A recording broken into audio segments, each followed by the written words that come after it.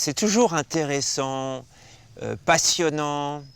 Enfin, moi, ça me fait toujours rire de voir les gens qui ont grandi dans le développement personnel, les grands chefs d'entreprise, les personnes importantes et d'ailleurs de façon générale tout le monde, de les voir tout d'un coup dans leur contexte familial, avec leur papa et leur maman. Et là, tout d'un coup, on redevient le petit garçon à sa maman, ou le petit garçon, la petite fille à son papa. Et en disant ça, je parle pour moi. Parce que j'ai beau avoir travaillé sur moi depuis des années, encore il y a quelques jours, j'ai passé un séjour chez mes parents, et ça a été la véritable douche froide.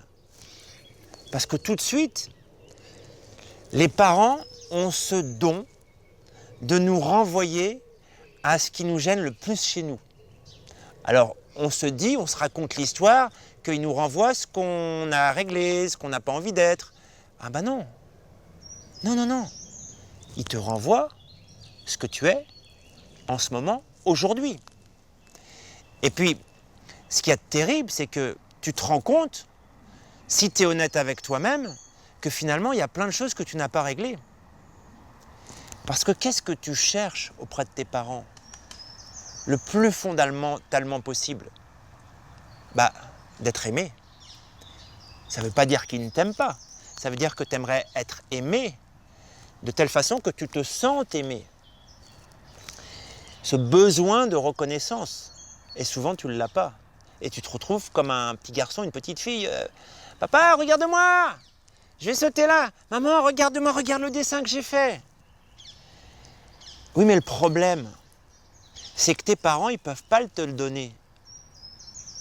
Cette reconnaissance. Parce que ils peuvent te donner que ce qu'ils ont reçu. Et ils n'ont peut-être pas fait ce travail sur eux-mêmes. Et peut-être ne le feront-ils jamais. C'est problématique. Et finalement, tout ce que tu cherches de leur part, il va falloir le trouver en toi-même. Tu veux qu'ils te reconnaissent, reconnais-toi toi-même. Tu veux qu'ils t'aiment, aime-toi toi-même. Tu veux qu'ils te regardent, regarde-toi toi-même. Ça, c'est la première chose.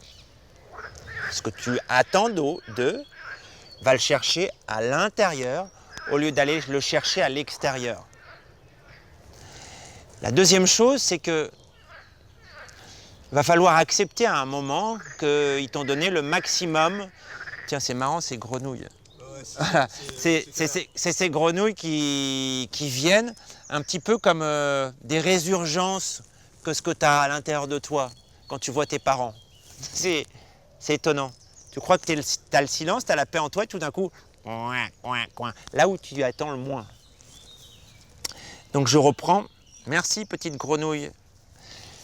La deuxième chose, c'est que c'est génial.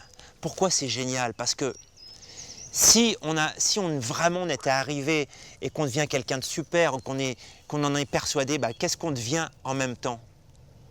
Quelqu'un avec un ego comme ça. Si tu as tendance à avoir un gros ego, va chez tes parents. Là, direct, ça te remet à plat. Passe un peu de temps avec eux. Et là, ça te remet un petit peu dans l'humilité. La troisième chose que je trouve intéressante, c'est dis-leur ce besoin de reconnaissance que tu as. Dis-leur ce que ça te fait. Et ça ne va pas forcément y répondre, mais ça va engager quelque chose d'important, ça va être un nouveau lien, un lien d'adulte à adulte. Et ça va te permettre, peut-être, ça va t'aider en tout cas, à faire ce deuil. Tu vas peut-être quitter l'attente que tu as, parce que cette attente, elle ne sera jamais comblée. Ça va t'obliger à guérir. Et en leur parlant, tu vas leur faire prendre conscience aussi de leurs propres blessures aussi. Des attentes, des besoins qu'ils avaient de leurs parents qui n'ont pas été satisfaits. Et peut-être vont-ils te dire aussi que toi non plus, tu ne leur apportes pas ce qu'ils attendent. Je ne sais pas si tu as remarqué, quand tu es face à tes parents, tu n'as pas le même comportement, c'est plus fort que toi. Il y a quelque chose qui change. Et si tu as des amis qui sont honnêtes et sincères, qui sont présents, ils vont te le dire. Là, tu n'es pas pareil. Autre chose, accepte cette régression. Parce que c'est une véritable régression. Accepte de ne pas être parfait. Accepte d'être en colère. Accepte que tout ce que tu veux, ça n'arrive pas. Tu ne contrôles pas tout.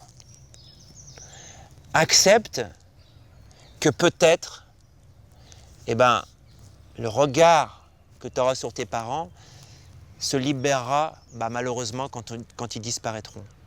Et tu diras, si j'avais su. Et ça sera trop tard. Mais c'est la vie. C'est comme ça que ça se passe.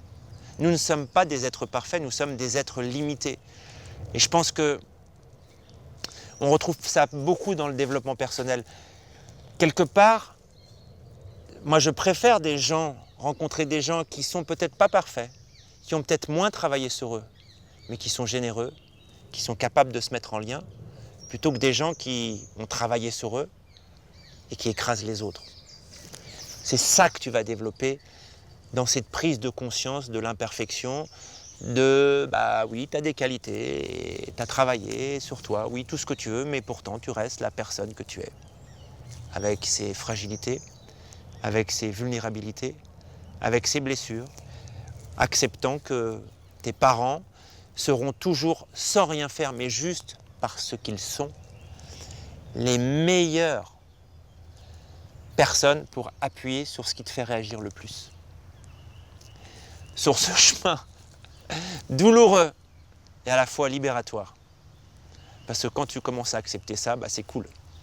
Et puis accepte aussi que peut-être tu n'as pas besoin de passer 15 jours chez eux. Peut-être un jour ou deux, ça suffit. Et puis que tu peux leur dire que tu les aimes. Et puis que tu sais qu'ils t'aiment même s'ils ne te le disent pas, comme tu aimerais l'entendre.